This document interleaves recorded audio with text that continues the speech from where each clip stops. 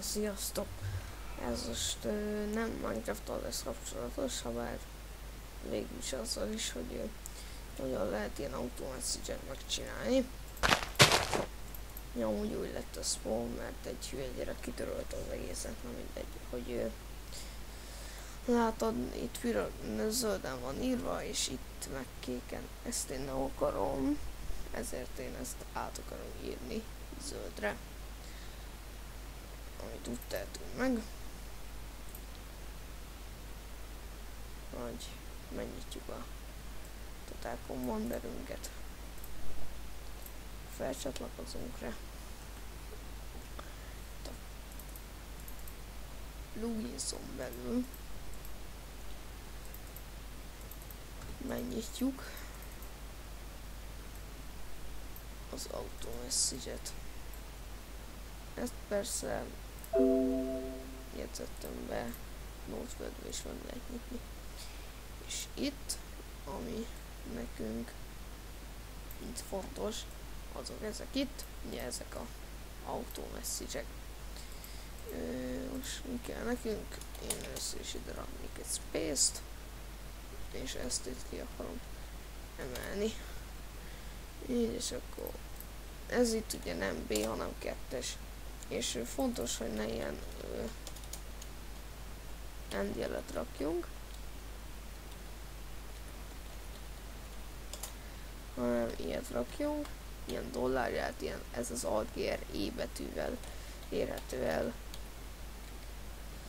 Tehát ez a jó színezés, ez pedig a rossz, és innentől ugyan a színkód, mint a Minecraft chatben.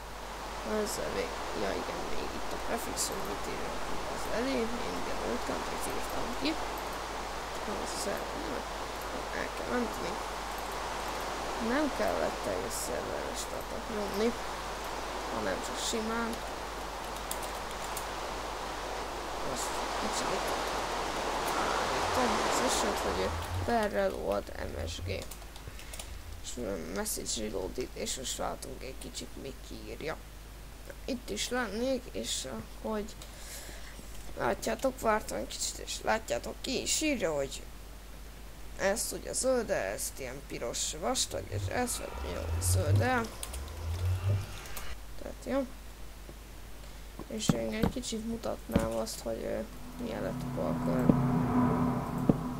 Megújult. Feltöltöttük a pisztolyos résszel.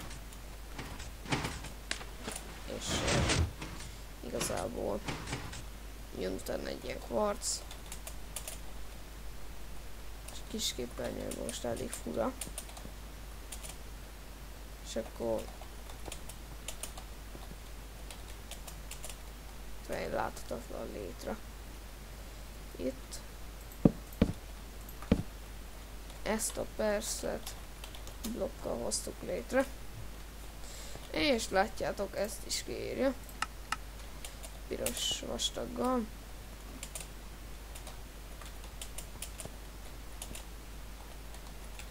És itt sokan mondtátok, hogy nem lehet átugrani, pedig át lehet ugrani.